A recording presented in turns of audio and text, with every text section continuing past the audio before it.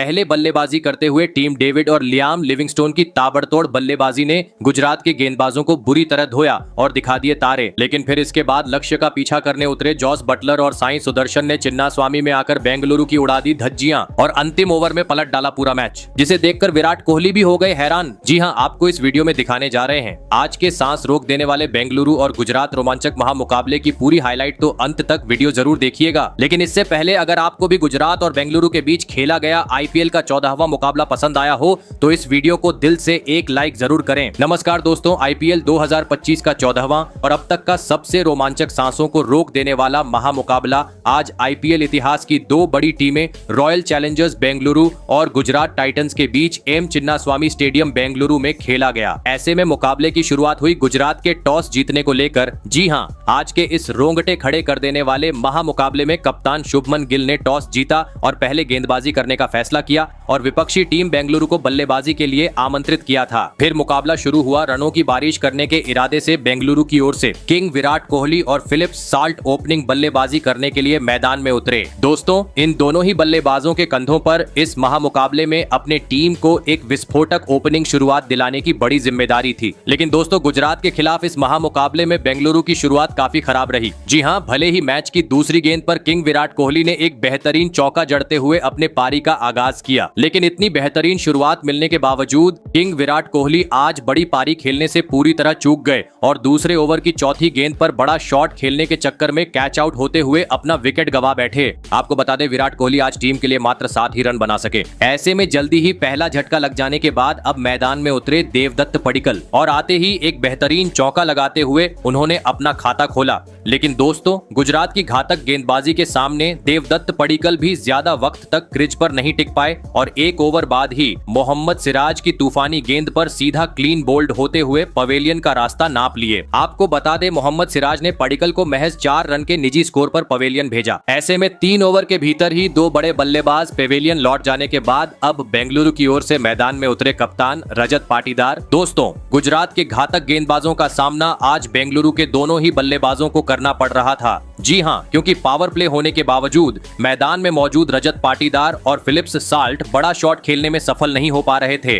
और काफी धीमी गति से बेंगलुरु आगे बढ़ती जा रही थी। लेकिन दोस्तों, तभी 5वें ओवर की दूसरी गेंद पर फिलिप्स साल्ट का असली रंग देखने को मिला, जहां पर उन्होंने मोहम्मद सिराज के खिलाफ गेंद को सीधा स्टेडियम पार पहुंचा दिया। परंतु दोस्तों, मोहम्मद सिराज को यह पसंद नहीं आया और अगले ही गेंद पर मोहम्मद सिराज ने फिलिप्स साल्ट को सीधा क्लीन बोल्ड करते हुए बेंगलुरु को पावर प्ले में ही तीसरा झटका दे दिया। आपको बता दें, फिलिप्स साल्ट 14 रन बनाकर आउट हुए। फिर गुजरात के गेंदबाजों का सामना करने मैदान में उतरे लियाम लिविंगस्टोन। बता दूं, खराब शुरुआत के चलते बेंगलुरु आज पावर प्ले के 6 ओवर का खेल खत्म होने तक मात्र 38 रन ही स्कोर बोर्ड पर लगाने में सफल हो पाई थी। दोस्तों, भले ही बेंगलुरु के बल्लेबाज पावर प्ले में जैसी चाहिए वैसी शुरुआत आज टीम को नहीं दिला सके थे, लेकिन गुजरात के सामने एक बड़ा लक्ष्य खड़ा करना था, तो अब मैदान में मौजूद कप्तान रजत पाटीदार और नए बल्लेबाज लियाम लिविंगस्टोन को अपने जिम्मेदारी को समझते हुए बड़ी पारी खेलना जरूरी था। लेकिन दोस्तों, बेंगलुरु का विकेट गिरने का सिलसिला रुकने का नाम ही नहीं ले रहा था। जी हां,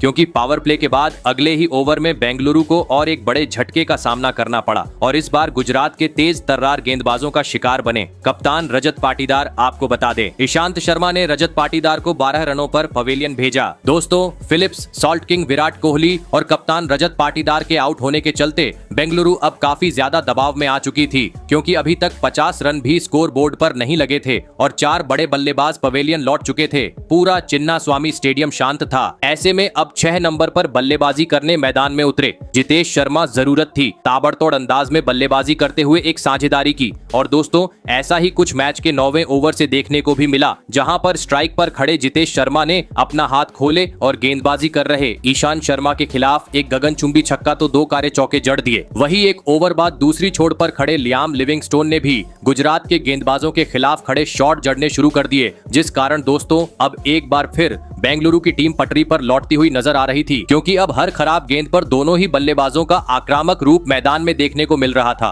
कभी चौका तो कभी छक्का। चिन्नास्वामी में अब रनों की बरसात होनी शुरू हो चुकी थी और दोस्तों, इसी के चलते देखते ही देखते इन दोनों ही बल्लेबाजों ने छठे विकेट के लिए 50 से अधिक रनों की साझेदारी भी निभा डाली। दोस्तों, ये दोनों ही बल्लेबाज टीम के लिए एक बहुमूल्य पारी खेलते हुए बेंगलुरु को अब एक बड़े लक्ष्य की ओर ले जा रहे थे। लेकिन तभी मैच के 13वें ओवर में बेहतरीन बल्लेबाजी कर रहे जितेश शर्मा गलती कर बैठे और गेंदबाजी कर रहे साई किशोर के खिलाफ आगे बढ़कर बड़ा शॉट खेलने के चक्कर में राहुल तेवतिया के हाथों कैच आउट हो गए। आपको बता दें जितेश शर्मा 21 गेंद में 33 रन की पारी खेल आउट हुए। दोस्तों जितेश शर्मा के विकेट के साथ अब बेंगलुरु का आधा बल्लेबाजी क्रम सरेंडर हो चुका था।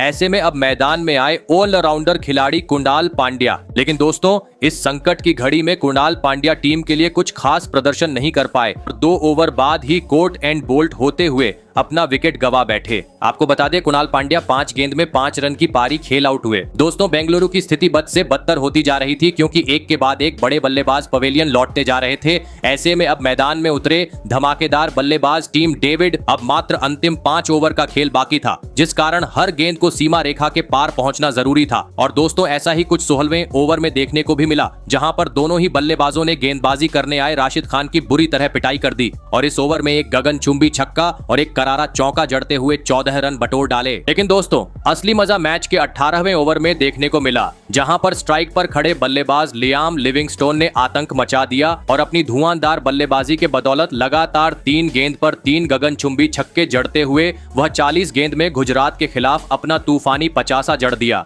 दोस्तों अंत के ओवरों में अब चिन्नास्वामी में पूरा स्टेडियम बेंगलुरु के नाम से गूंज उठा था, क्योंकि रनों की बौछार अब हर ओवर में देखने को मिल रही थी। लेकिन तभी 19वें ओवर में टीम के लिए बहुमूल्य पारी खेल रहे लियाम लिविंगस्टोन अपना धैर्य खो बैठे और विकेट कीपर के हाथों कैच आउट होते हुए अपना विकेट गवा बैठे। आपको बता दें लियाम लिविंगस्टोन 54 रन की शानदार पारी खेल आउट हुए, जिस कारण लगने लगा अब बेंगलुरु 150 रन भी स्कोर बोर्ड पर लगाने में सफल नहीं हो पाएंगी। लेकिन एक छोर पर खड़े टीम डेविड ने अंत तक अपना बेहतरीन खेल दिखाया और बेंगलुरु को 160 रनों के पार पहुंचाते हुए यह महामुकाबला जीतने के लिए गुजरात के सामने 170 रनों का विशाल लक्ष्य खड़ा कर दिया। ऐसे में दोस्तों इसके बाद बेंगलुरु से मिले 170 रनों के लक्ष्य का पीछा करने गुजरात की ओर से कप्तान शुभमन गिल और साई सुदर्शन बल्लेबाजी करने के लिए मैदान में उतरे। दोस्तों बेंगलुरु ने दिया हुआ लक्ष्य बड़ा था, ऐसे में दोनों ही बल्लेबाजों पर ताबड़तोड़ शुरुआत दिलाने की बड़ी जिम्मेदारी थी और ऐसा ही कुछ लक्ष्य का पीछा करते हुए गुजरात के दोनों ही ओपनिंग बल्लेबाजों से देखने को भी मिला।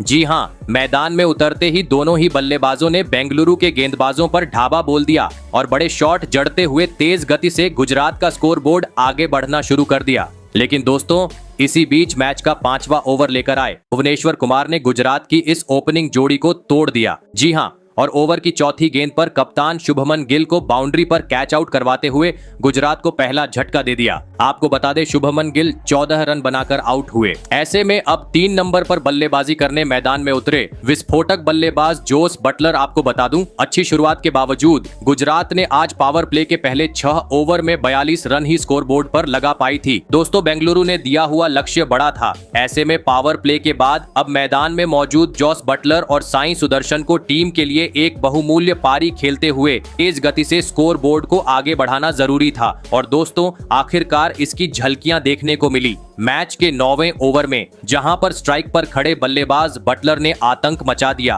और गेंदबाजी करने आए रसिकदार के परखच्चे उड़ाते हुए इस ओवर में 2 गगनचुंबी छक्के और 1 करारा चौके की मदद से 18 रन बटोर डाले। दोस्तों गुजरात की टीम अब रफ्तार पकड़ती हुई नजर आ रही थी, क्योंकि अब हर ओवर से कभी बटलर तो कभी साई सुदर्शन के बल्ले से तेज तर्रार चौके तो कभी छक्के मैदान पर नजर आ रहे थे, और जिस कारण अब दोनों ही बल्लेबाज हर ओवर से 15 से 20 रन बटोर रहे थे। और इसी के चलते देखते ही देखते इन दोनों ही बल्लेबाजों ने तीसरे विकेट के लिए 50 से अधिक रनों की साझेदारी भी निभा डाली। दोस्तों अब परिस्थितियों को देखते हुए बेंगलुरु पर दबाव बढ़ता जा रहा था, क्योंकि काफी तेज गति से गुजरात जीत की ओर बढ़ रही थी, जिस कारण मुकाबले में वापसी करनी थी तो किसी भी हाल में अब इस जोड़ी को तोड़ना जरूरी हो चुका था। और दोस्तों आखिरकार यह काम करके दिखाया। मैच का 13वां ओवर लेकर आए जोश हेजलवुड ने, जिन्होंने ओवर की तीसरी गेंद पर टीम के लिए खतरा साबित हो रहे साई सुदर्शन को विकेट कीपर के हाथों कैच आउट करवाते हुए गुजरात को दूसरा झटका दे दिया। आपको बता दें साई सुदर्शन 49 रन की पारी खेल आउट हुए।